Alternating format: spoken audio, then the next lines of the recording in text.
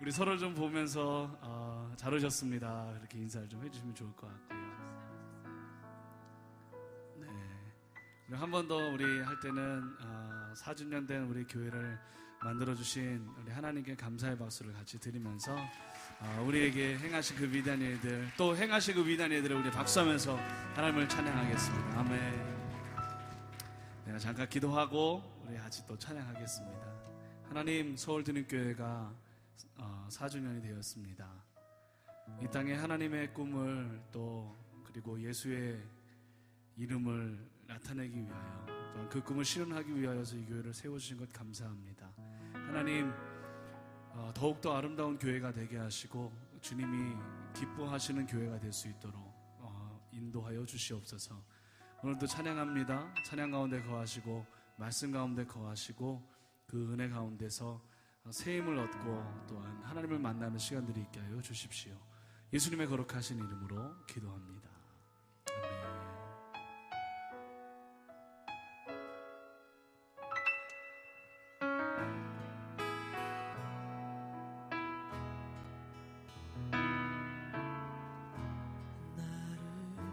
지으신 주님, 내 안에 계셔.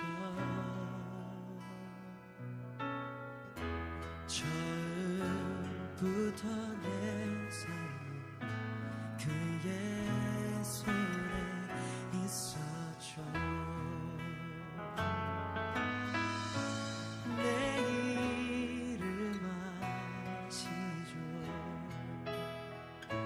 내 모든 생각도 내 흐르는 눈물 그가 닦아주셨죠.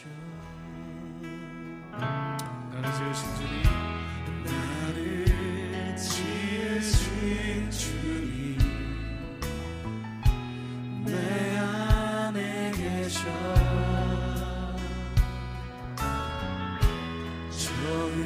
처음부터 내 삶은 그의 손에 있었죠. 내 이름 아시죠. 내 모든 생각도 내 흐르는 눈물 그가 닦아주셨죠. 그는 내 아버지, 그는 내 아버지, 난 그의 소유. 내가 어딜 가든지 날 떠나지 않죠. 내 이름 아시죠. 내 모든 생각도 아마 부를 때 그가 들으시죠.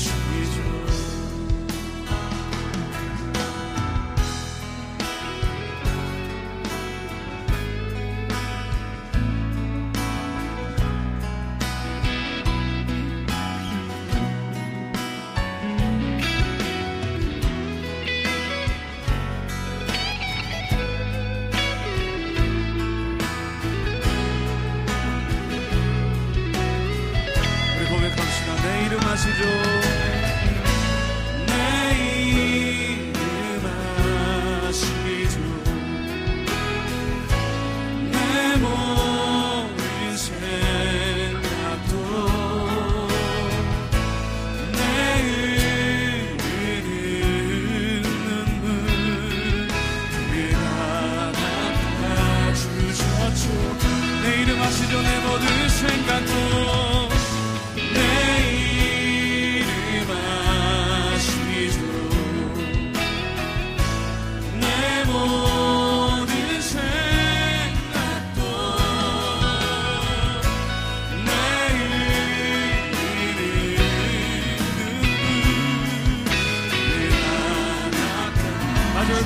내 이름 아시죠? 내 모든 생각도 아바라 부를 때 내 이름 아시죠. 내 모든 생각도 아바라 부를 때 그가 들으시죠.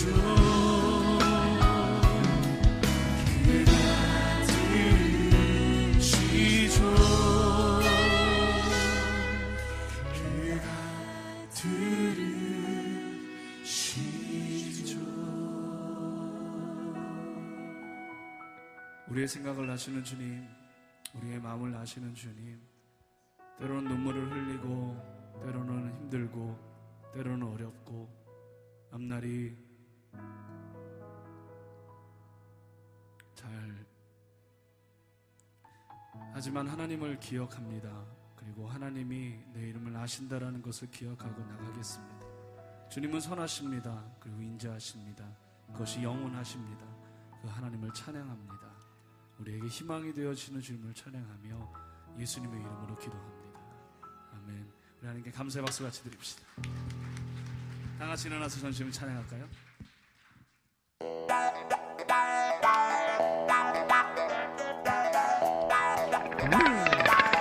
손 높이 들고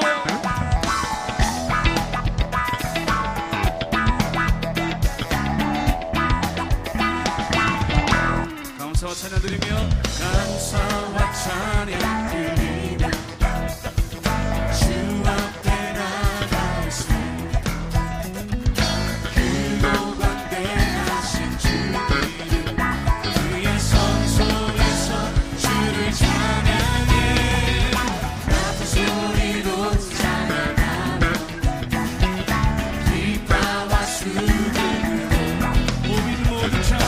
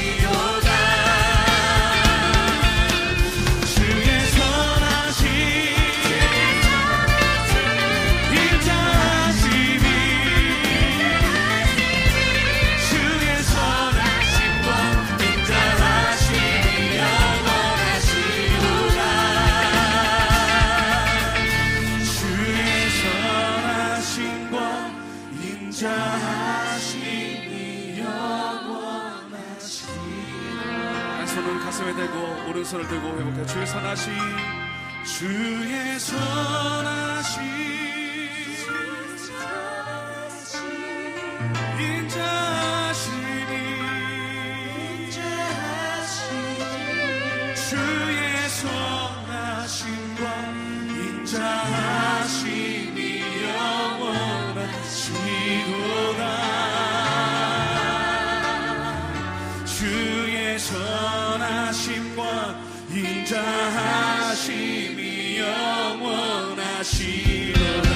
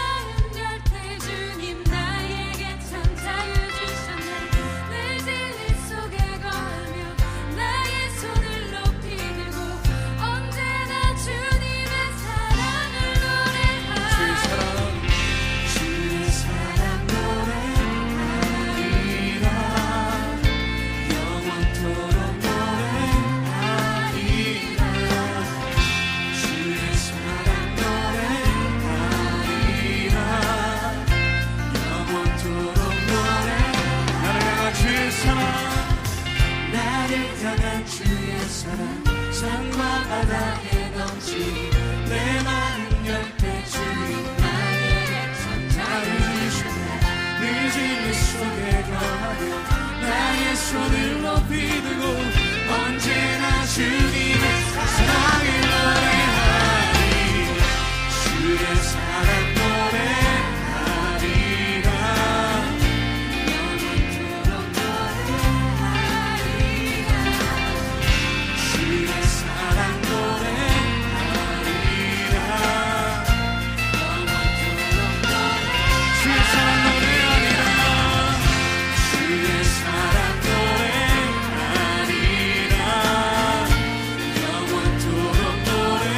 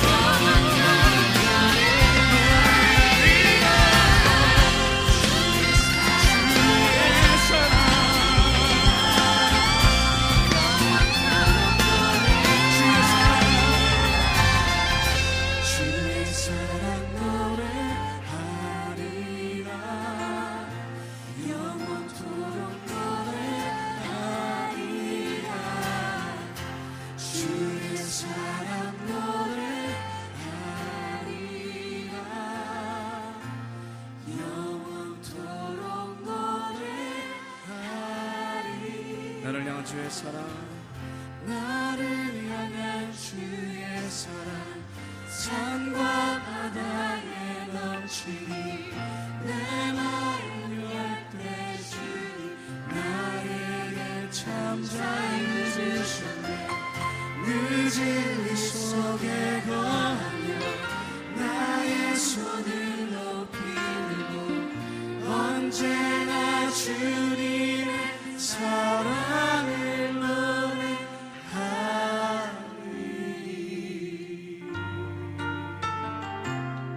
우리 자리에 앉아서 하나님을 찬양합시다.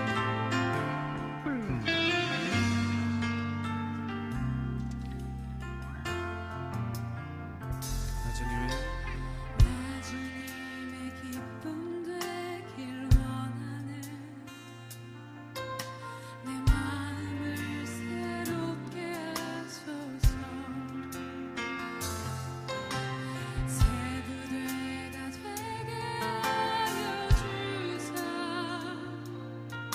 주님의 빛 비추게 하소서.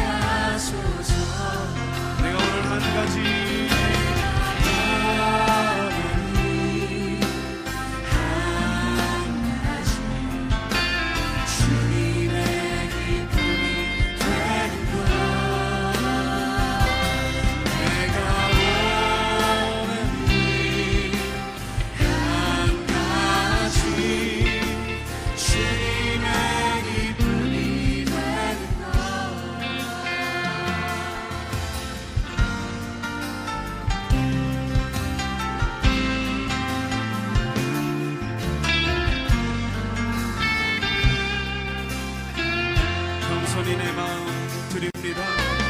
겸손히 내 마음 드립니다. 나의 모든 것 받으소서. 나의 마음 깨끗게 씻어서 그릇게 씻어주소서. 주의 길로 나게 하소서.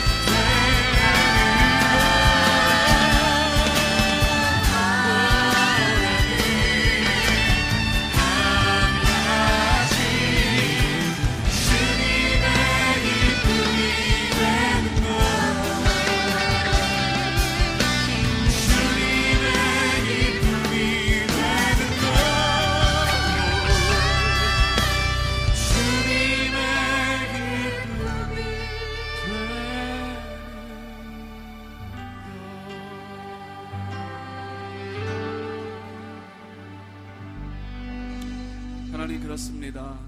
우리의 삶에 한 가지 소원이 있다면 주님의 기쁨이 되는 것입니다. 하나님, 있는 그대로 받아주시고 있는 그대로 기뻐하시는 그 주 앞에 우리가 나왔습니다. 하나님, 그 사랑 안에 있게 하시고 그 사랑 안에서 참 자유를 누리게 하시고 그리고 그 하나님의 은혜 안에 머물게 하여 주시옵소서. 하나님, 그 따스한 주님의 품으로 나온 모든 이들을 축복하시고 하나님의 기름 부으심이, 하나님의 임재가 이곳에 있게 하여 주십시오. 예수님의 거룩하신 이름으로 기도합니다.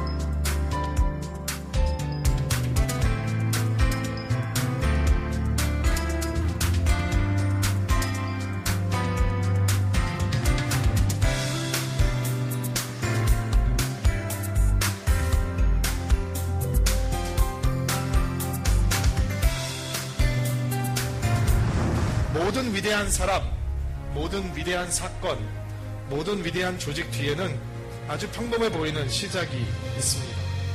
고난의 처음과 끝에 계신 예수 그리스도, 그는 알파와 오메가이십니다. 처음과 나중이라. 서울지림교회를 밭에 심을 때는 밭에 심은 씨앗 중에서 가장 작다.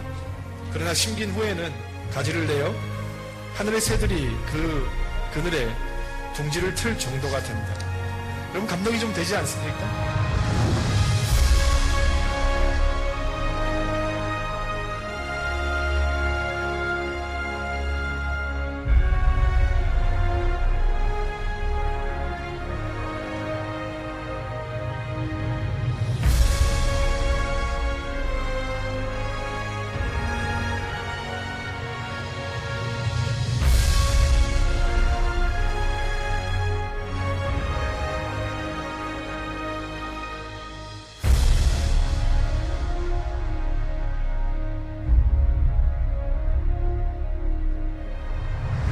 화산전에 오는 전도사님이랑 선생님들이랑 친구들이 여기 와서 예배를 보고 좋은 마음 가질 수 있도록 기도했어요.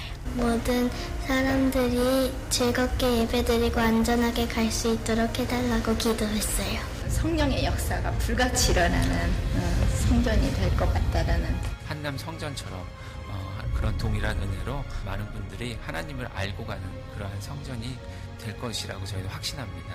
믿음 생활도 여기서 처음 시작하게 되었고, 교회가 조금씩 더 발전해 가는 모습을 보면서 되게 이렇게 제가 그곳에 함께 있다라는 게 굉장히 좋았거든요. 또 이렇게 송파 성전이 지금 이렇게 텅 비어 있는 공간이지만 많은 성도분들과 많은 교인들이 오면서 어떻게 변해돼 갈지 그것이 기대되고,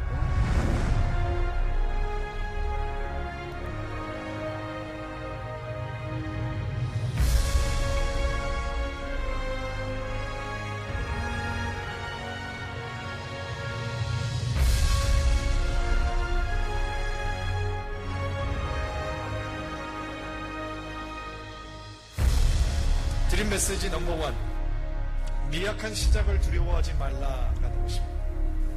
여러분, 하나님께서 꿈을 꾸십니다. 예수님께서는 꿈꾸는 드림인이었습니다.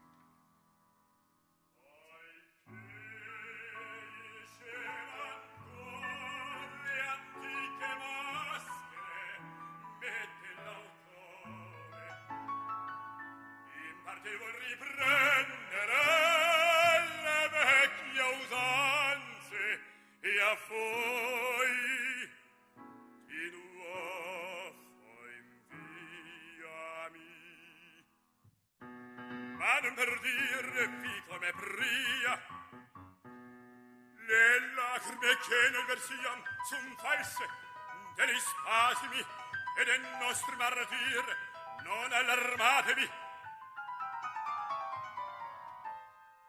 No, l'autore ci ha recato invece pingervi uno squarcio di vita. Egli per massima sol dell'artista l'uomo, e che per gli uomini scrivere idee.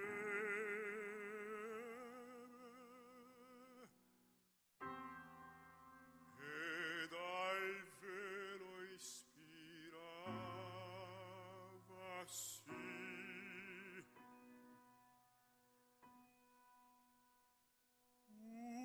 Un nido di memorie in fondo all'anima cantava un giorno ed ei con vere lacrime scrisse ei singhiozzi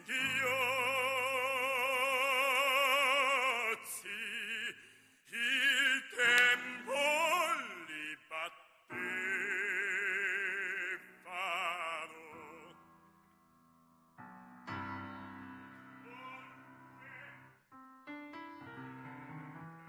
E amar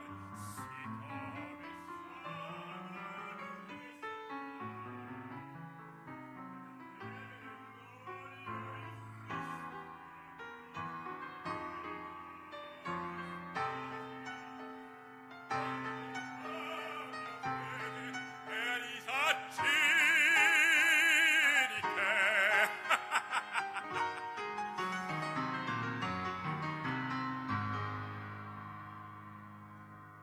e voi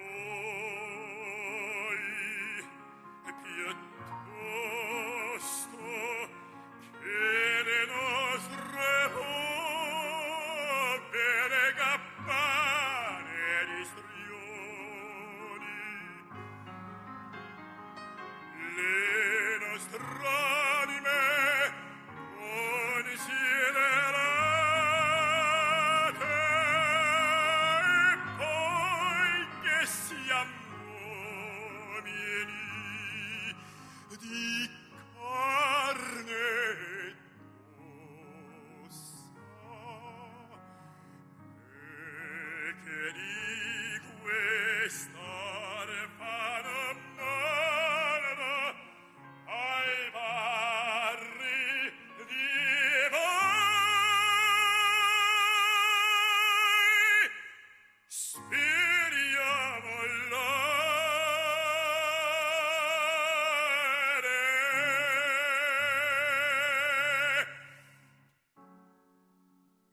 concetto vi dissi, ora ascoltate come gli ascolto. Andiamo,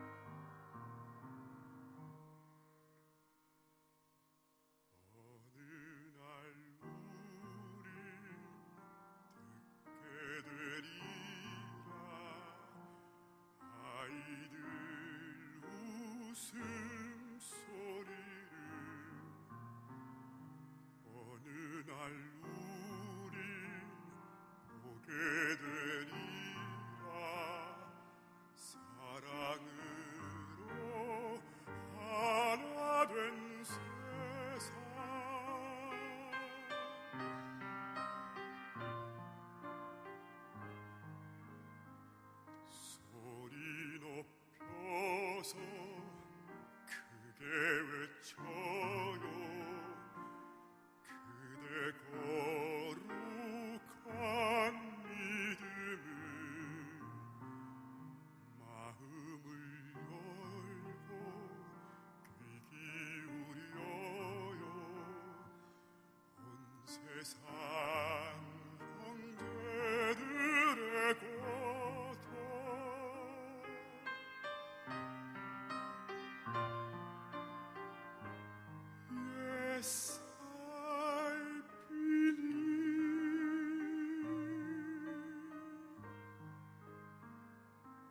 나는 믿어요 사랑 평화 넘쳐 나는 날 그날 빛과 사랑의 불이 함께 있어 이곳에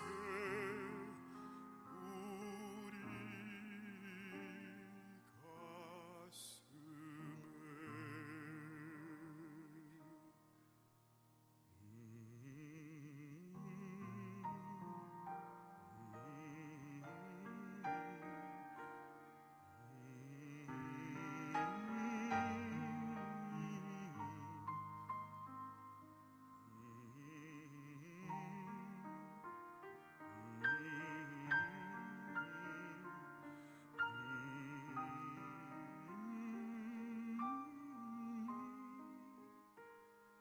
나는 믿어요 사랑 평화 넘쳐 나는 날 그날 빛과 사랑의 불이 함께 있어 주소서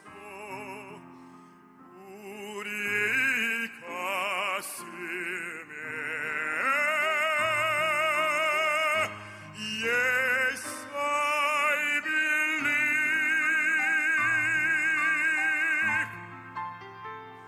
나는 믿어요 모든 사람들을 사랑으로 이끄시는 우리 사랑의 힘 함께 하소서 모든 형제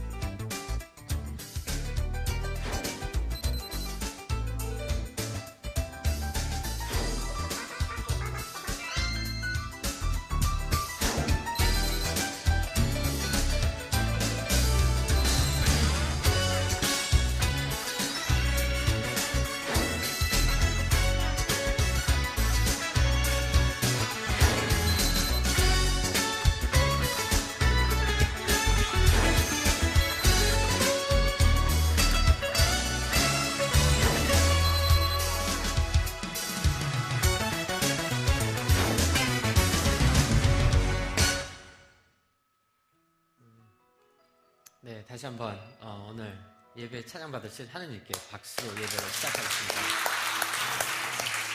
오늘 그 이은광 형제님 그 노래가 모르겠어요. 물론 목소리도 너무 좋으시지만 그 열정이 들렸던 것 같아요. 그렇지 않나요? 누군가를 봤을 때 열정을 커뮤니케이트 한다는 건 쉽지가 않은데 그 열정이 들려서 너무 좋았습니다. 우리 형제님께 다시 한번 박수로 그 좋은 것 감사드리겠습니다. 저희가 서울 드림교회가 이제 4주년 되었습니다. 여러분들이 아까 영상에 보셨지만 여호사 목사님이랑 신도현 목사님이랑 사뭇 다른 모습으로 4년 전에 그 영상에 잡히셨는데요. 저는 그 모습이 조금 생소합니다. 왜냐하면 제가 옛날에 물론 1년 전에 처음 뵙게 돼서 그때는 좀 변하신 다음에 뵀던 것 같아요. 그래서 4년 전의 모습 굉장히 프레시하고 때로는 못 알아볼 수도 있겠다라는 생각을 잠시 해봤습니다. 지금 저희가 4주년 기념으로 저희가 떡을 준비했습니다. 혹시 예배가 끝나시고 나가시는 길에 엘리베이터 쪽 말고 이 정문 쪽으로 나가시면요. 저희가 떡을 준비해 놨으니까요. 꼭 떡 받아가 주시고요. 저희 4주년 함께 즐거워해 주시면 감사하겠습니다.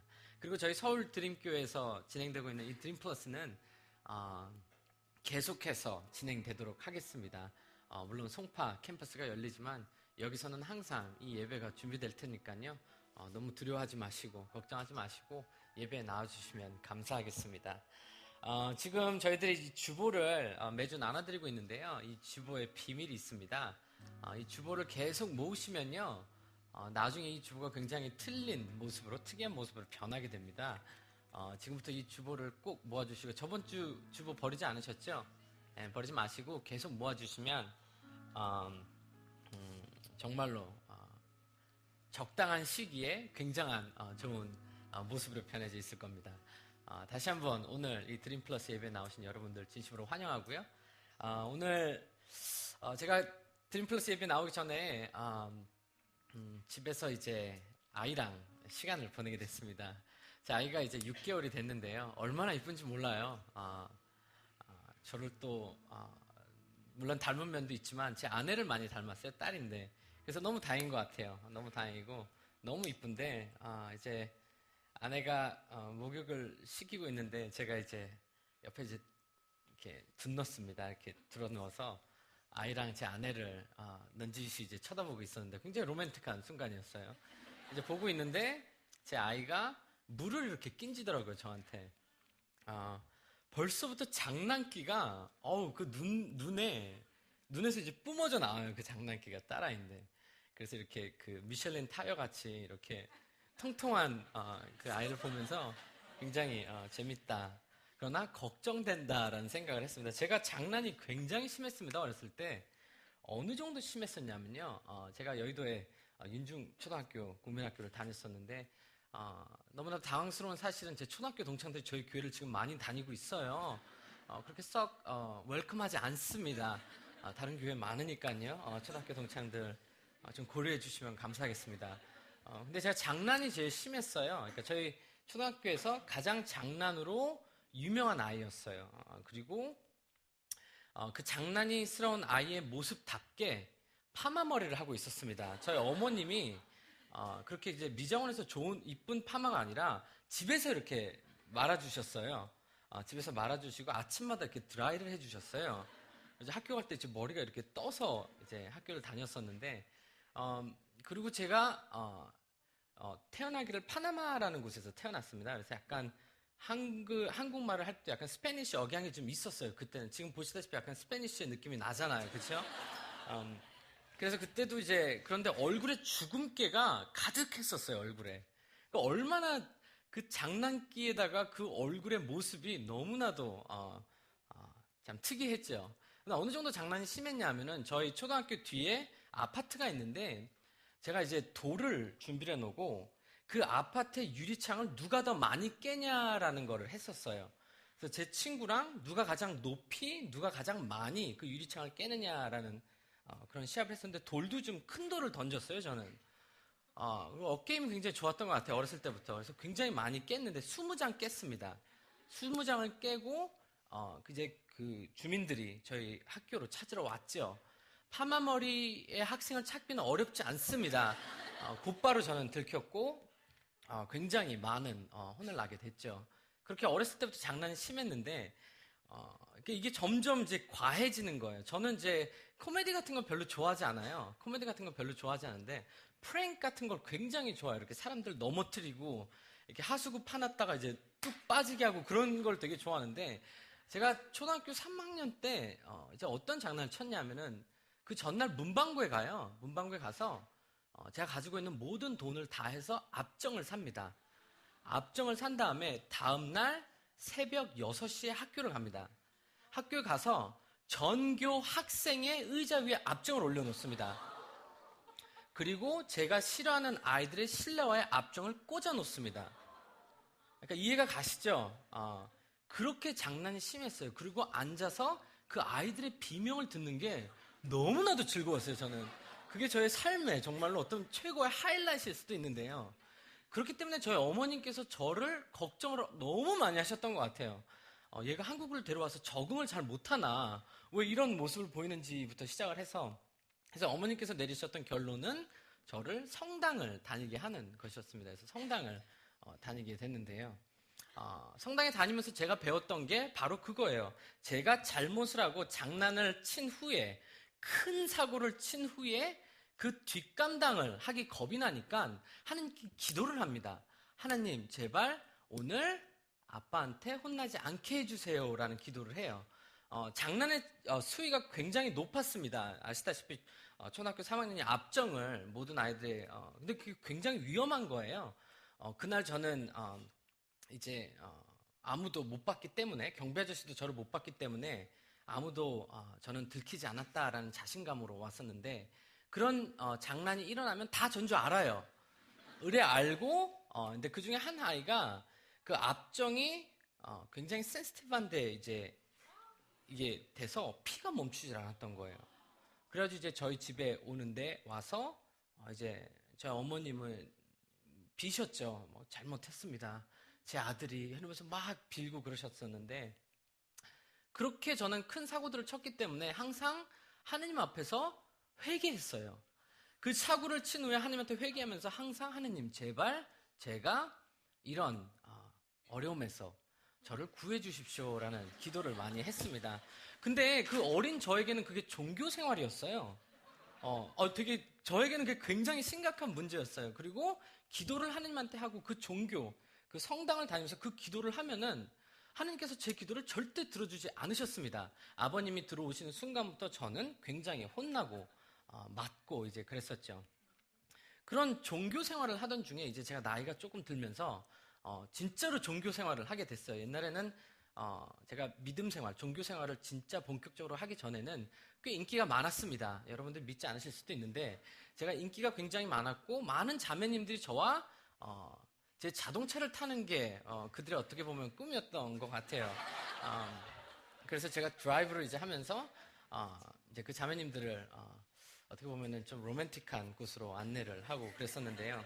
그런 제가 진짜 종교 생활을 하기 시작을 하면서, 그게 제가 22살 때예요.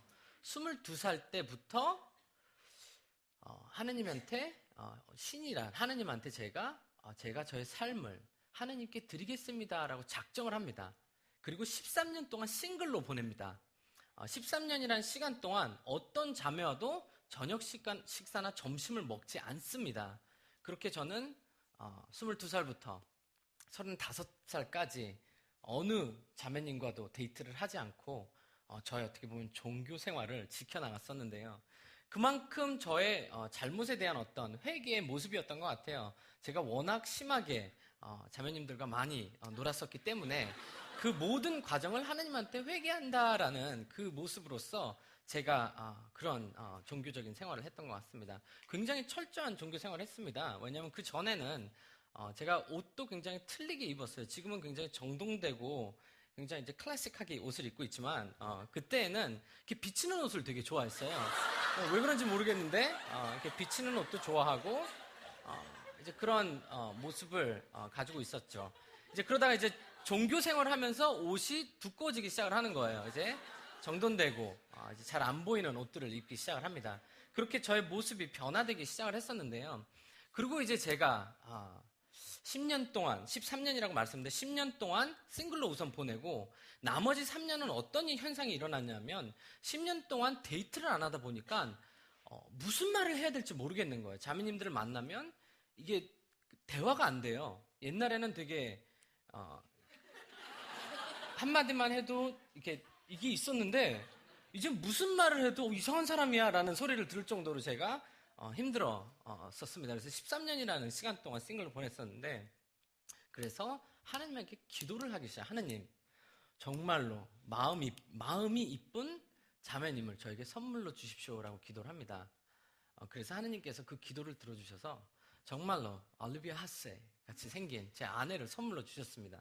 마음만 착한 게 아니라 얼마나 이쁜지 몰라요. 그래서 하나님께서 저의 기도를 들어주셨는데요. 그게 어떻게 보면 또 저의 종교 생활이었던 것 같아요. 어렸을 때는 내가 잘못했을 때, 내가 어떤 실수를 했을 때, 힘든 일이 있을 때 하나님께서 나를 구원해 주셨으면, 구해 주셨으면이라는 그 종교 생활을 했다면, 또한 내 삶 속에서 어느 부분부터는 내가 필요한 것, 내가 원하는 것을 하느님에게 구하는 그런 종교 생활을 하기 시작을 하더라고요. 여러분은 어떠십니까? 물론 제가 어렸을 때 그런 종교의 모습이라고 말씀드렸는데 나이가 들어서도 별 차이는 없는 것 같아요. 지금도 저는 실수합니다. 그리고 그런 실수에 들어갈 때 하나님에게 부르짖습니다. 제발 저를 이 상황에서 구해 주십시오라고 기도를 합니다. 그리고 저 또한도 아직도 저의 종교의 모습은 하나님에게 나에게 필요한 것, 나에게 원하는 것을 매일 달라고 조르며 기도를 하고 있죠. 이것이 우리가 가지고 있는 종교의 모습인 것 같아요. 근데 다른 종교의 모습이 또 한 가지가 있는데요. 그것이 오늘 저희가 다루게 될 주제입니다. 다른 종교의 모습은 어떤 모습이냐면요. 우리가 어떤 신이라는 존재에게 무엇인가를 잘못했고 그 관계가 틀어졌기 때문에 이제 우리가 그 관계를 다시 회복하기 위해서 옳게 만들기 위해서 무던히 노력해야 된다라는 종교적인 관점이 있습니다. 다시 말씀드려서 우리의 삶 속에서 우리가 무던히 그 종교적인 활동을 통해서, 종교적인 생활을 통해서 그 하느님과 나의 틀어진 관계가 다시 옳게 된다라고 생각하면서 지내게 되는 그런 종교의 모습이 있는 것 같습니다. 지금 세계에 있는 종교 중에서 많은 종교들이 그 방법을, 그 모습을 쫓아가고 있습니다. 그것이 바로 역사 속에서 말하는 종교의 가장 특이한 색깔 중에 하나이기도 한데요.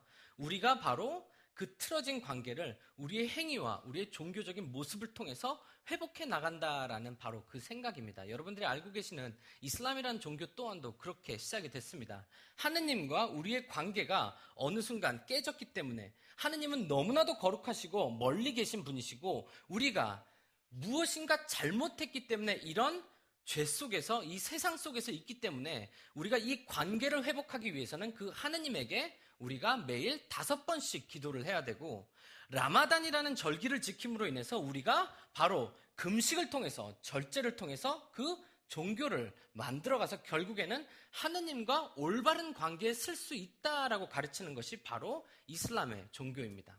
그뿐만 아니라 많은 종교들이 이 패턴을 쫓아가고 있는 것 같아요. 우리가 어떻게 해서든지 우리의 양심 속에서 언제나 우리에게는 무엇이 잘못됐다라고 이야기를 하고 있기 때문에 이 관계를 회복하기 위해서 우리는 무던히 노력해야 되고, 이 노력 속에서 결국에는 우리가 하느님과의 옳은 관계를 이룰 수 있다라고 가르치고 있습니다. 여러분이 잘 아는 힌두이즘도 비슷합니다. 힌두이즘 같은 경우도 보면은 우리가 바로 달마라는 그 법을 지켜요. 그러다 보면은 우리의 행위가 좋은 행위가 나오는데 그 좋은 행위가 결국에 우리가 그 우주와 합쳐질 때 바로 우리가 그 옳음으로 작용된다라고 이야기하는 것이 힌두이즘입니다. 힌두이즘은 바로 우리 스스로가 그 옳음 그 자체가 될 수 있다라고 가르치고 있습니다. 이렇듯이 세계에 있는 모든 종교는 우리가 그렇게 하느님과 아니면은 신이라는 존재와 우리의 관계를 회복해 나가거나 만들어 나갈 수 있다라고 가르치고 있습니다. 크리스천리티는 어떤가요? 우리가 믿는 기독교도 똑같은 것 같습니다. 요즘은 더욱더 그런 것 같아요. 우리가 기독교인이면 첫째 술을 마시면 안 돼요. 맞죠? 기독교인은 술을 마시면 안 되고 담배를 피면 안 돼요. 그게 종교적인 생활인 거예요. 물론 커피는 엄청 마시는데 술과 담배는 하지 않아요. 제가 너무 재밌는 사실은 제가 이제 하느님을 믿게 되면서 술을 끊었어요. 믿음 생활을 하면서, 종교 생활을 하면서 이제 술을 끊었습니다. 그러고 나서 이제 금식을 하는데, 금식을 하면서 이제 밖에서 담배를 피고 있는 거예요, 제가. 근데 그 모습도 되게 웃기더라고요. 그래, 담배도 끊자. 그리고 담배를 금식을 하는 시간 동안 끊습니다. 그러고 나서 커피 중독이 됩니다. 아직까지도 커피 중독인데요. 이렇듯이 우리는 종교 생활이라는 것을 크리스천으로서 이렇게 부분별로 지켜나가려고 하고 있습니다. 그리고 그것이 하느님과 우리의 관계가 잘 맞아지는, 우리가 하느님 앞에 옳게 바로 쓸 수 있다라는 관계라고 생각을 하고 있습니다. 교회를 또 열심히 나와요. 크리스천들은 맞나요? 매주 교회에 나오고 수요 예배며 금요 예배며 그 교회를 열심히 다님으로 인해서 하느님과의 나의 관계가 유지되고 있으며 하느님과의 나의 관계가 어떻게 보면은 옳음으로 계속해서 그 방향성으로 가고 있다라고 생각을 하는 것 같습니다. 물론 영화에서 나오는 Rated R 영화들, 연소적 관람 불가 영화는 보지 않고요. 저희는 맞나요? 그런 영화들은 보지 않고 또 크리스천 음악만 듣는 것 같아요. 저희들은 맞나요? 많은 크리스천들이 나는 저런 헤비메탈 같은 거 안 들어 뭐 이러면서 옛날에 메탈리카 앨범 한 장 없으신 분들은 회개하셔야 됩니다. 그런 앨범을 들으면서 막 나는 사탄의 음악을 듣고 있는다 막 이런 얘기를 하는데 많은 크리스천들이 그런 절제를 통해서 나의 어떤 행위를 통해서 하느님과의 나의 관계가 옳아진다라고 생각을 하는 것 같아요. 근데 여러분 특이한 사실은요, 성경에서는요 우리가 절대로 하느님과 옳게 될 수 없다라고 이야기하고 있습니다. 다시 한번 말씀드릴게요. 성경은요 우리가 결코 하느님과 우리의 행위로 인해서 옳게 될 수 없다라고 이야기하고 있습니다. 충격적이실 수도 있을 것 같아요. 그것이 바로 기독교가 말하는 옳음과 다른 종교가 말하는 옳음과의 차이점입니다. 다른 종교는 우리가 우리의 행위로 인해서 종교적인 색깔과 종교적인 방향성으로 깨져버린 이 하느님과의 관계를 우리가 만들어 나갈 수 있고 옳게 쓸 수 있다라고 가르친다면, 크리스티애니티는 이 깨져버린 관계는 우리가 무슨 짓을 하든지 간에 우리가 금식을 하고 교회를 매일 나오고 매일 기도를 하고 우리가 매일 이런 나쁜 음악을 듣지 않는다 하더라도 결코 하느님과의 관계는 회복될 수 없다라고 이야기하고 있습니다. 오늘 그 성경 구절에 대해서 같이 이야기를 나눠보겠는데요. 로마서에서 바로 그 이야기가 나옵니다. 이때도 비슷한 상황이었던 것 같아요. 로마라는 도시는 많은 종교들의 집합체라고 생각을 하시면 될 것 같아요. 많은 인종들이 이 도시에 모여들기 시작을 했고요. 이 도시 안에서 크리스티애니티가 처음으로 꽃을 피기 시작을 합니다. 근데 이때 이 로마라는 도시에서 꽃피고 있던 크리스티애니티는요, 어느 누구도 사도들의 가르침을 받아본 적이 없는 거예요. 누구도 신학적인 것을 이 로마에 있는 크리스천들에게 가르쳐 본 적이 없었습니다. 그렇기 때문에 이 사도 바울은 이 로마인들에게 어떻게 보면은 종교적으로 많이 흔들리고 있고 종교적으로 다른 종교의 색깔을 많이 쫓아가고 있던 그리스도인들에게 바로 이 로마서를 씀으로 인해서 그들이 생각하는 크리스티애니티의 색깔과 진정한 크리스티애니티의 모습을 보여주는 그 편지, 그 서신서를 써내려가게 되는데요. 사도 바울은 우리가 하느님의 관계를 어떤 일을 해서든지 간에 회복할 수 없다라는 부분에 대해서 이렇게 이야기하고 있습니다. 1장 18절부터 제가 읽어드리겠습니다. 하느님의 진노가 하늘로부터 나타나서 불의한 행동으로 진리를 거슬리는 사람들이 행한 모든 경건치 않은 것과 불의를 치십니다. 하나님께서는 사람들에게 하느님을 알 수 있게 하셨으므로 사람들 속에 하느님을 알 만한 것이 있다는 것은 분명합니다. 세상이 창조된 이래로 하느님이 보이지 않는 성품인 그분의 영원한 능력과 신성은 그가 만드신 만물을 보고서 분명히 알 수 있게 되었습니다. 그러므로 사람들은 핑계를 댈 수 없습니다. 제가 이 부분에 대해서 생각을 해봤어요. 우리가 하느님을 모르고 있을 수도 있고 우리가 하느님의 존재에 대해서 부정할 수도 있는데 하느님께서 계시다는 것을 우리가 어떻게 증명할 수 있을까라고 생각을 해봤는데요. 첫 번째 키는요, 여러분들의 양심이에요. 여러분들이 가지고 있는 양심의 역할을 아세요? 여러분들이 가지고 있는 이 양심이라는 것의 역할은요, 우리가 옳은 일과 그른 일을 선택할 수 있게 해주는 것이 양심이 아닙니다, 여러분.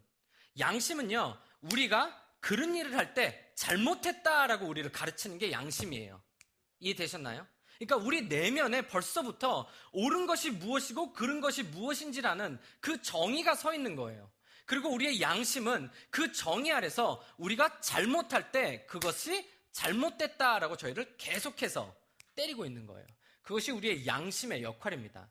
그렇기 때문에 우리는 태어날 때부터 어떻게 보면 우리가 만들어낸 것이 아니라 하느님께서 우리 내면 속에서 그 하느님의 오르심과 하느님의 정의에 대해서 벌써 가르쳐 주셨다는 거예요. 그렇기 때문에 우리의 양심은 우리가 그것을 지킬 수 없다라는 것을 항상 저희들에게 상기시켜주고 있는 거예요. 여러분들 절대 양심대로 살 수 없습니다. 여러분들이 양심대로 살 수 있다라고 생각하는 순간 바로 그 순간부터 여러분들은 여러분들의 양심을 어길 수 있다는 더 큰 가능성을 깨닫게 되실 것입니다. 그것이 바로 양심의 역할이고요. 이렇게 해서 사도 바울은 우리가 결코 하느님과의 관계를 회복될 수 없다라는 부분에 대해서 첫째, 우리는 하느님의 존재에 대해서 너무나도 잘 알고 있고 우리의 양심이 증거하고 있지만 우리는 그것을 거부하고 있다라고 표현을 하고 있습니다. 사람들은 하느님을 알면서도 하느님께 영광 돌리지 않았고 하느님에게 감사하지도 않았습니다. 오히려 사람들은 헛된 것을 생각했으며 그들의 어리석은 마음은 어두움으로 가득 찼습니다. 사람들은 자기들이 지혜롭다고 생각하지만 사실은 어리석습니다. 또 사람들은 불멸의 하나님의 영광을 죽을 수밖에 없는 인간이나 새나 짐승 또는 뱀과 같은 모양으로 바꾸어 버렸습니다. 우리가 잘 알고 있는 모든 종교의 모습도 이런 모습을 가지고 있는 것 같아요. 우상이 있고요. 그런 뱀을 섬기고 원수기를 섬기고 또 우리는 인간을 섬기는 그런 우상을 섬기는 모습이 있는데요. 이 모든 것들이 우리가 하느님을 쫓을 수 없기 때문에 하느님을 원하지 않기 때문에 반대로 우리가 추구하는 삶의 모습이다라고 이야기를 하고 있습니다. 그래서 하나님께서는 사람이 원하는 대로 죄악된 행동을 하도록 내버려 두셨습니다. 사람들은 이제 각지각색의 더러운 죄를 지어 자기들끼리 부끄러운 짓을 행하여 몸을 더럽혔습니다. 사람들은 하느님의 진리를 거짓으로 바꾸었습니다. 창조주 대신 하느님보다 지음을 받은 피조물들을 더 예배하고 섬겼습니다. 하나님은 영원히 찬송받으실 분입니다. 아멘. 이런 이유로 하나님은 사람들을 부끄러운 욕망의 노예로 살게 내버려 두셨습니다. 여러분은 하느님께서 우리의 삶 속에서 진노하실 때 우리의 관계가 하느님에게서 깨지고 떨어져 나갔다 있다는 그 관계가 결국에는 지옥이라는 것으로 우리가 생각하기에 때로는 그 불이라는 것에서 우리가 영원히 타 죽는 그 지옥에서부터 시작됐다라고 생각하실 수 있는데요. 성경에서는요, 하느님의 진정한 진노는 우리가 원하는 대로 살 수 있도록 내버려 두시는 것이 바로 하느님의 진노라고 표현을 하고 있습니다. 여러분, 우리가 원하는 대로 행동하는 것은요, 우리가 원하는 대로 살아간다는 것은요, 때로는 하느님의 진노가 그 안에서 동시에 움직이고 있다는 것을 잊지 않으시길 바랍니다. 그만큼 우리와 하느님의 관계에는 이렇게 많은 것들이 포함되어 있는데요. 사도 바울은 더 자세히 이 부분에 대해서 표현하고 있습니다. 이런 이유로 사람들을 부끄러운 욕망의 노예로 살게 내버려 두셨습니다. 여자들은 남자들과 자연스러운 성관계를 여자와의 성관계를 갖는 것으로 바꾸었습니다. 성경에서는 우리가 얼마나 하느님과의 관계로 회복될 수 없는 위치까지 왔냐 하면은 레즈비언이즘까지 우리는 하고 있대요. 여자가 여자와 성관계를 가지고 있대요. 물론 이때 당시에도 있었고 지금도 있는 거예요. 하느님께서 말씀하시는 그 죄라는 것은 우리가 하느님과 옳은 관계에 들어갈 수 없는 이유는 바로 인간이 이런 죄성을 가지고 있기 때문이라고 이렇게 바울은 표현하고 있습니다. 그리고 우리의 사회 속에서도 이 레즈비언은 많이 나오고 있고요. 이와 같이 남자들도 여자들과 행하는 자연스러운 성관계를 버리고 남자들끼리 정욕에 불타 남자가 남자와 부끄러운 짓을 했습니다. 그래서 스스로 그 잘못에 합당한 벌을 받았습니다. 여기서 성경은 게이에 대해서도 이야기하고 있는 거예요. 그것이 잘못됐고 그것이 바로 하느님의 진노를 받은 모습이다라고 표현을 하고 있는 거예요. 이렇듯이 우리는 너무나도 죄성이 깊기 때문에 결코 하느님과 옳은 관계에 들어갈 수 없다라고 이야기를 하고 있는 거예요. 여러분, 호모섹슈얼리티는 죄입니다. 그리고 우리는 그런 죄에 대해서 민감하게 반응해야 되고 그런 죄를 하느님의 시각으로 바라봐야 되는 그런 중요성과 조심성이 있는 거죠. 근데 여기서 사도 바울이 이 죄에 대해서 방향성을 틀으면서 굉장히 특이한 얘기를 해요. 사람들이 하느님을 아는 것을 하찮게 여겼으므로 하느님께서는 다 사람들이 타락한 생각에 빠지게 하시고 사람들이 해서는 안 될 일을 하게 내버려 두셨습니다. 그들은 온갖 불의와 악행과 탐욕과 악독으로 가득 찬 사람들입니다.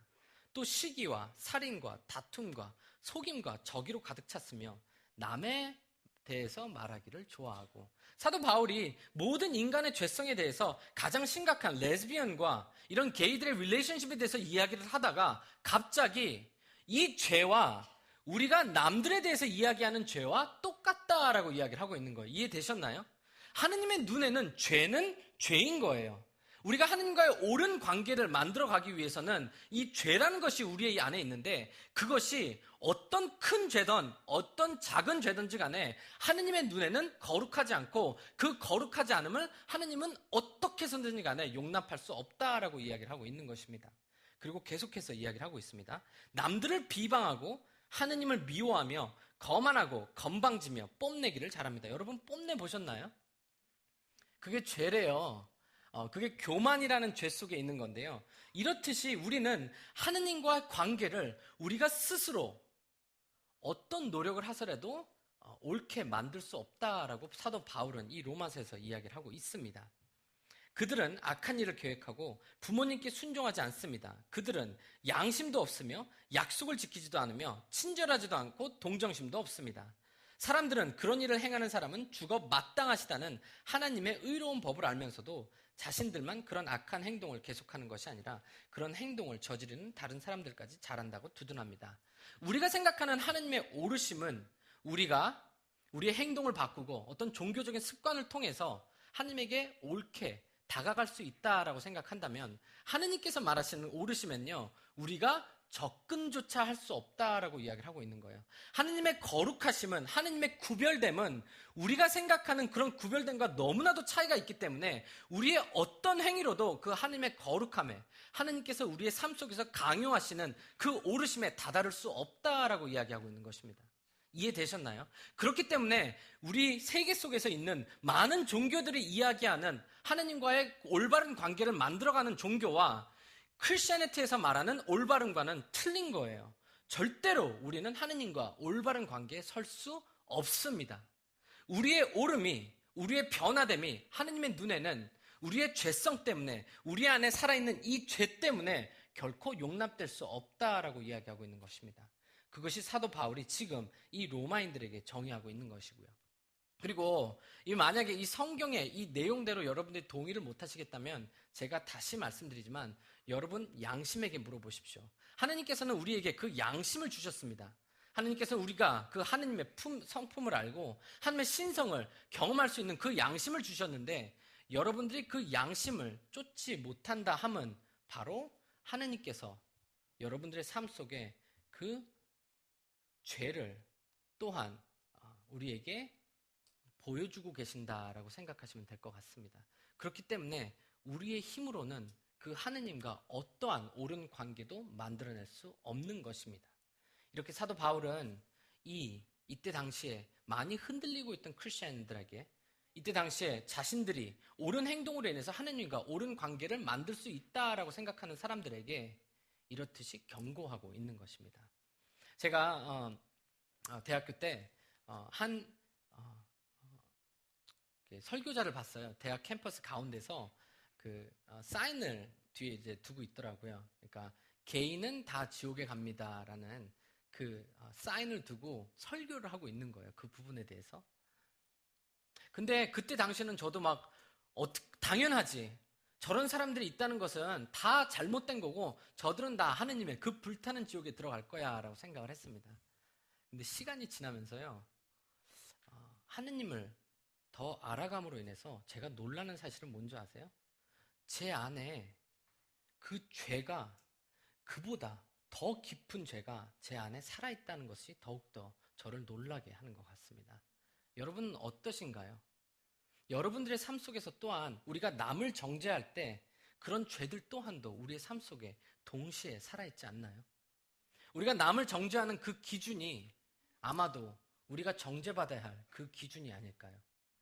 사도 바울은 이 죄의 심각성에 대해서 그렇게 이야기를 하고 있습니다. 그리고 남을 정죄하는 사람들에게 대해서 이렇게 이야기합니다. 그러므로 다른 사람을 판단하는 당신도 변명할 수 없게 되었습니다. 다른 사람을 판단하는 당신은 똑같은 행동을 하고 있으므로 자기 자신을 판단하는 셈입니다. 이런 일을 행하는 사람들에게 하느님께서는 의로운 심판을 내리시라는 것을 우리는 알고 있습니다. 우리의 이런 죄성 때문에, 우리의 이런 모습 때문에 하느님께서는 오직 한 가지 심판을 내릴 수가 있는데요. 그 심판이라 함은 바로 우리가 하느님 앞에 결코 옳은 자로 쓸 수 없고 그 하느님의 심판은 우리가 영원히 그 하느님과의 분리됨을 경험해야 된다라고 이야기하고 있는 것입니다. 이렇게 성경은 그 부분에 대해서 명확하게 이야기하고 있습니다. 그리고 사도 바울은 조금 더 나아가서 우리의 모습이 어떤 모습인지 보여주고 있는데요. 3장 9절부터 제가 읽어드리겠습니다. 그렇다면 과연 우리 유대인들에게 이방인들보다 나은 것이 있습니까? 전혀 없습니다. 이미 말했듯이 유대인이나 이방인들이나 모두 죄 아래 있습니다. 사도 바울이 하는 이야기는 이거예요. 유대인들은 자기네들이 가지고 있는 이 모세의 법이 어떤 법보다 뛰어나다라고 이야기를 하고 있었습니다. 함무라비 법전이 발견됐을 때 그 법전보다 이스라엘 민족이 가지고 있는 그 법은 하느님과 인간의 관계이기 때문에 함무라비 법정, 사회적인 그 법보다 훨씬 우월하며 그 법이 정말로 인간을 인도할 수 있는, 하느님과 옳은 관계로 만들어갈 수 있는 그 법이라고 생각을 했던 거죠. 근데 사도 바울은 반대라고 이야기를 하고 있습니다. 오히려 하느님의 법이 우리가 죄인이라는 것을 가르쳐준다라고 이야기를 하고 있는 거예요. 오히려 성경이라는 것이 거울 같은 작용을 해서 우리가 옳다, 내가 성경을 따르고 있다라는 착각이 들 때 우리가 그렇게 하고 있지 못하다라는 것을 보여주는 역할을 하고 있다라고 이야기를 하고 있습니다. 여러분들은 성경대로 절대 살 수 없습니다. 죄송합니다. 여러분들 꿈을 깨드려서 죄송한데요. 우리는 결코 성경이 요구하는 그 삶을 살 수가 없습니다.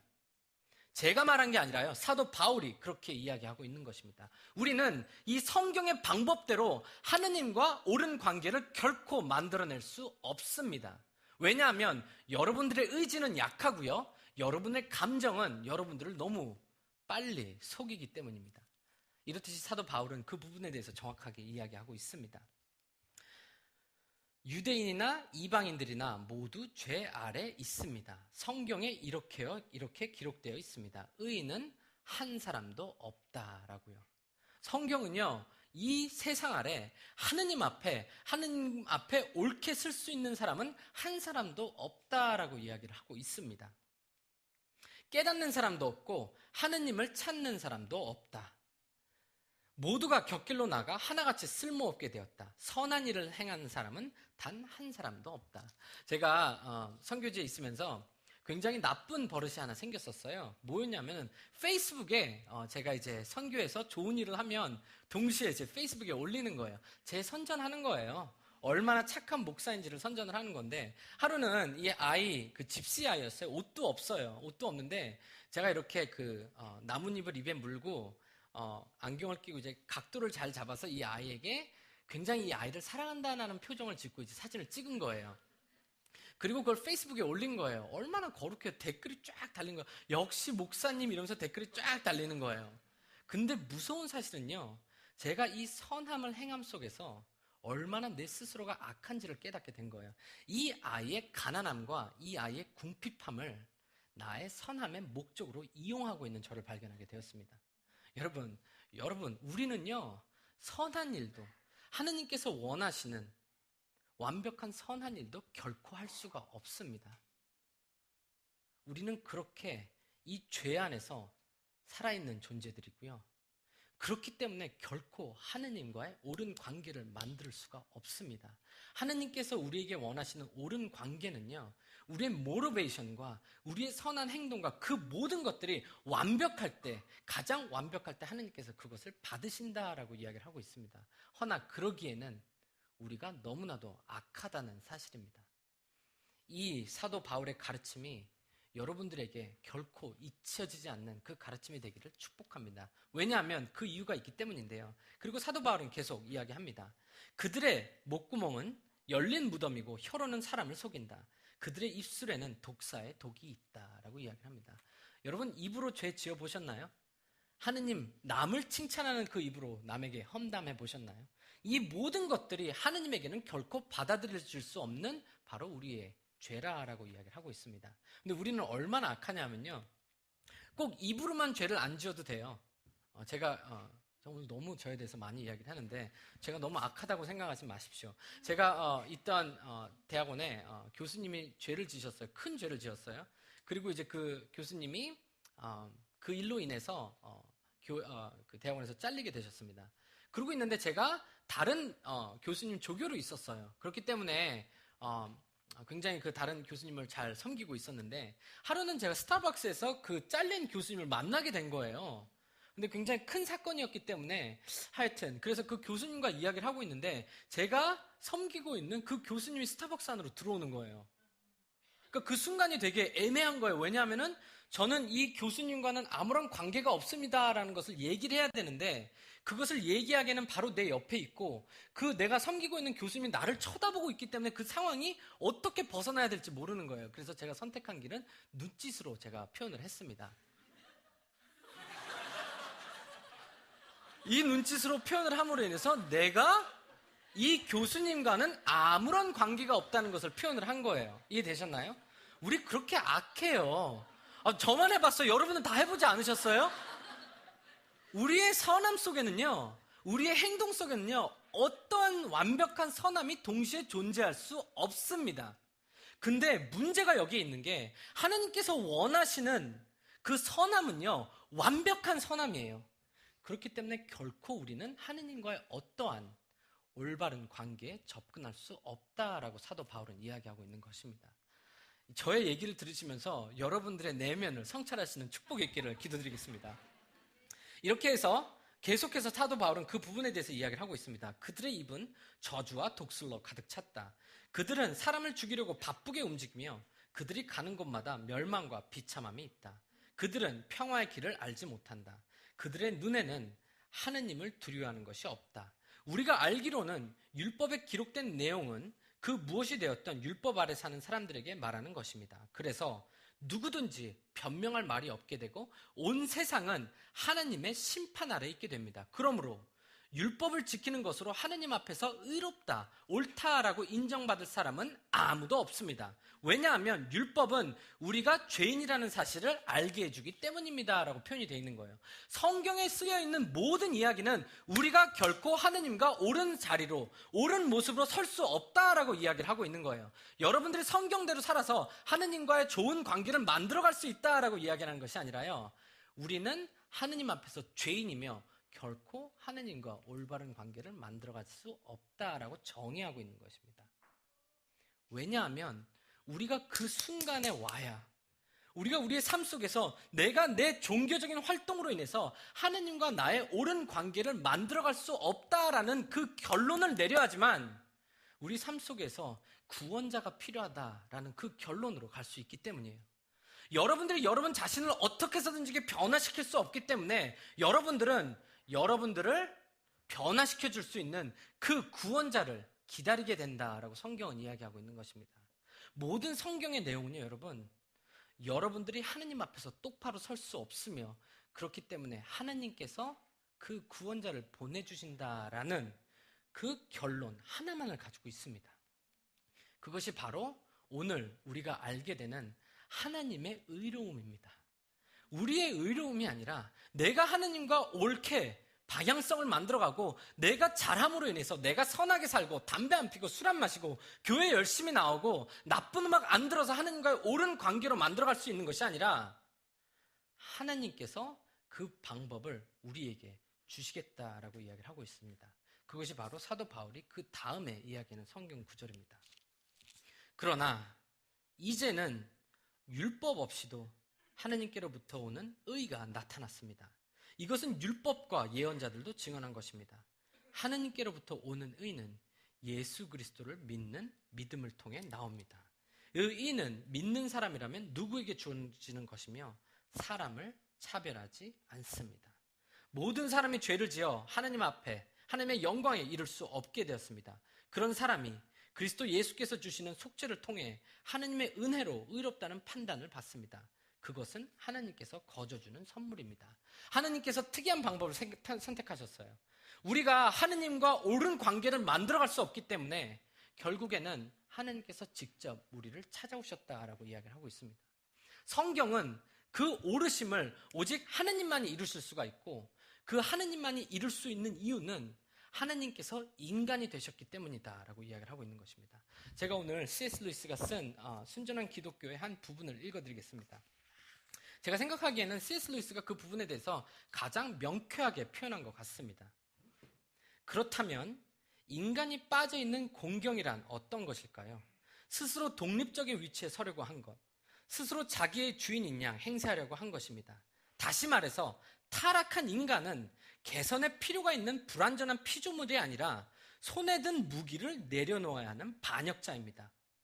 무기를 내려놓고 항복하면서 잘못했다고 말하는 것, 그동안 잘못된 길을 걸어왔음을 깨닫고 삶을 처음부터 다시 시작할 준비를 하는 것, 이것이 바로 공경에서 빠져나올 수 있는 유일한 길입니다. 이렇게 항복하는 과정, 전속력을 다해 뒤로 돌아서는 동작을 그리스도인들은 회개라고 부릅니다. 회개는 장난삼아 할 수 있는 일이 결코 아닙니다. 이것은 단순히 굴욕을 감수하는 것보다 훨씬 더 어려운 일입니다. 회개한다는 것은 수천 년간 익혀온 자기 만족과 자기 의지를 버린다는 뜻입니다. 이것은 여러분 자신이 일부를 죽이는 것, 일종의 죽음을 겪는 것을 뜻합니다. 사실 회개는 선한 사람이 할 수 있는 일입니다. 바로 여기에 함정이 있습니다. 정작 회개가 필요한 사람은 악한 사람인데 완전하고 온전한 회개는 오직 선한 사람만이 할 수 있으니 말입니다. 여러분이 악해질수록 회개의 필요성은 점점 더 커지고 회개할 수 있는 능력은 점점 더 적어집니다. 완전하게 회개할 수 있는 유일한 사람은 완전한 인간, 회개가 필요 없는 인간뿐입니다. 오직 완벽한 하느님이 인간이 되셔야지만 이 회개가 가능케 하다라는 이 이야기를 C.S. 루이스는 하고 있는 것입니다. 자, 그렇다면 우리는 반드시 이 회개를 거쳐야 합니다. 그런데 문제는 우리에게 회개의 필요성을 주는 그 악함이 동시에 우리를 회개할 수 없게 만드는 데 있습니다. 그래도 하나님이 도와주시면 회개할 수 있지 않을까요? 맞는 말입니다. 하지만 어떤 뜻에서 하나님이 우리를 도우신다는 것입니까? 하나님이 우리를 도우신다는 것은 이를테면 그분 자신을 우리에게 조금 넣어주신다는 뜻입니다. 그는 자신의 추론 능력을 우리에게 조금 빌려주셨고 그래서 우리는 생각할 수 있게 되었습니다.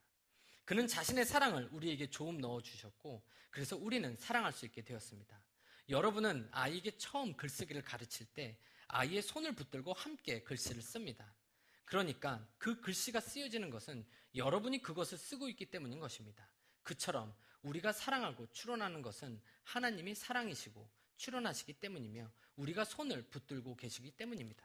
우리가 타락하지 않았다면 이 모든 일이 순조롭게 이루어졌을 것입니다. 그러나 불행히도 지금 우리는 하나님이 그 본성상 절대 하시지 않는 일, 항복하고 고통을 겪으며 복종하면서 죽는 일에서 그의 도움을 필요로 하고 있습니다. 하나님의 본성에는 이런 일에 들어맞는 요소가 하나도 없습니다. 즉 하나님의 인도가 가장 필요한 이 길은 하나님의 본성상 한 번도 가보신 적이 없는 길입니다. 하나님은 그분이 가지고 있는 것만 나누실 수 있습니다. 그런데 이것은 본성상 그가 가지고 있지 않은 것입니다. 그러나 하나님이 사람이 되었다고 가정한다면 고통을 겪을 수도 있고 죽을 수도 있는 우리 인간의 본성이 한 사람 안에서 하나님의 본성과 융합되었다고 가정한다면 그 사람만큼은 우리를 도울 수 있는 것입니다. 그는 인간이므로 자기 뜻을 포기할 수도 있고 고난을 겪을 수도 있으며 죽을 수도 있습니다. 또한 그는 하나님이므로 이 모든 일을 완전하게 할 수 있습니다. 여러분과 제가 이 과정을 거칠 수 있으려면 하나님이 우리 안에서 이 과정을 겪으셔야만 합니다. 그리고 그가 이렇게 하실 수 있으려면 인간이 되셔야만 합니다. 하나님이 가지고 있는 지성의 바다에서 물방울이 떨어져야 비로소 우리가 생각할 수 있는 것처럼 하나님의 죽음을 나누어 가질 때만 우리는 회개라는 죽음을 시도할 수 있습니다. 그러나 하나님이 죽지 않는 한 우리는 그 죽음을 나누어 가질 수가 없습니다. 그리고 하나님은 인간이 되지 않는 한 죽으실 수가 없습니다. 이것이 그가 우리의 빚을 갚으셨으며 그로서는 전혀 겪을 필요가 없는 고통을 우리를 위해 겪으셨다는 말에 담긴 뜻입니다.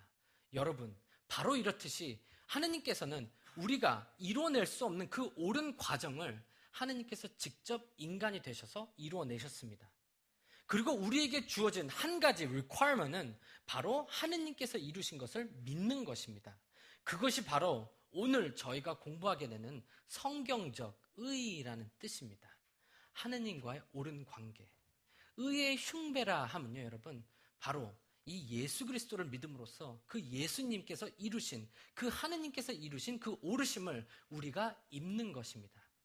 그렇기 때문에 우리는 하나님 앞에 내세울 것이 아무것도 없습니다. 여러분들이 하나님께 드릴 수 있는 건 단 한 가지예요. 여러분들이 죄인이라는 것. 근데 하나님은 그 여러분에게, 그 우리에게 그 의의 흉배를 입혀주신다라고 이야기를 하고 있습니다. 왜냐하면 그 의의 흉배는 우리를 첫째 겸손하게 만듭니다. 우리가 이 세상을 바라보는 관점을 변화시킵니다. 하느님께서 싫어하는 죄를 싫어하되 하느님께서 사랑하는 죄인을 사랑하게 만들고요. 우리가 변화될 수 없음을 인정하고 남들을 정죄하는 것이 아니라 하느님 앞에서 우리 또한도 정죄받을 사람이라는 것을 인정하는 그런 모습을 저에게 가르친다는 것입니다. 하느님의 의는요, 그렇듯이 우리를 변화시키고 우리를 예수 그리스도 하나님 안에서 바로 진정한 사람의 모습으로 만들어간다라고 이야기하고 있습니다. 그것이 오늘 저희가 이야기하는 바로 그 의의 흉배입니다.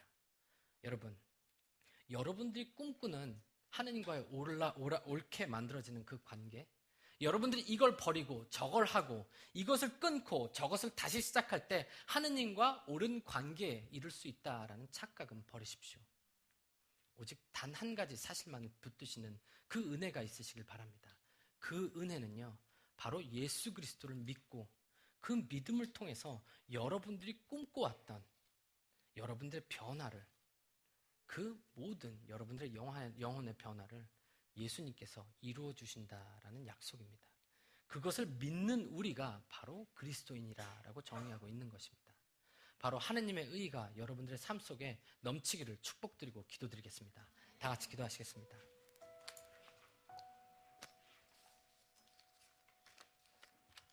사랑하신 하느님, 그리고 의로우신 하느님, 저희가 너무 큰 죄인이기에 저희가 하느님에게 드릴 수 있는 것은 아무것도 없기 때문에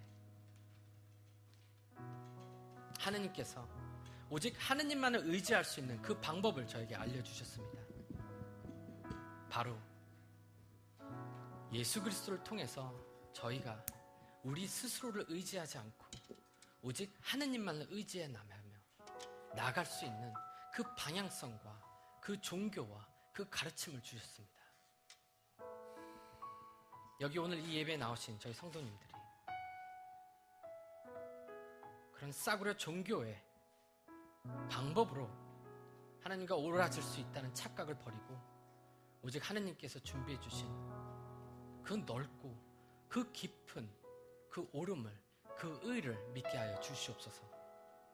그리고 그 의는 오직 예수 그리스도께서 주신 의로만 만들어질 수 있음을 깨닫게 하여 주시옵고, 오늘 다시 한번 그 의의 흉배를 저의 가슴 속에, 저의 가슴에 입게 하여 주시옵소서. 이 모든 기도 우리의 진정한 의이신 예수 그리스도의 이름으로 기도드립니다. 아멘. 다 같이 일어나서 찬양하겠습니다.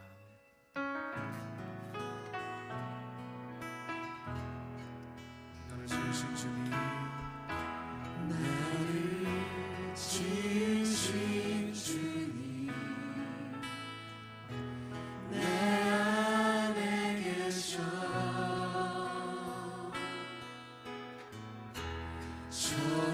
처음부터 내 삶을 그의 손에 있었죠.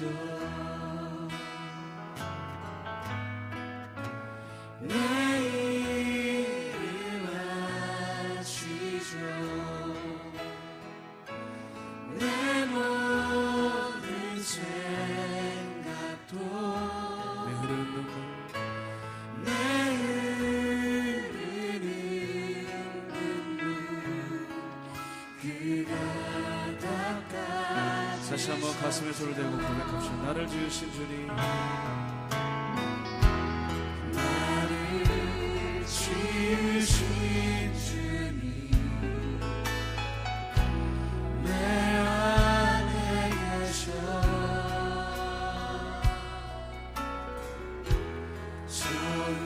처음부터 내 삶을 그의 손에 있었죠.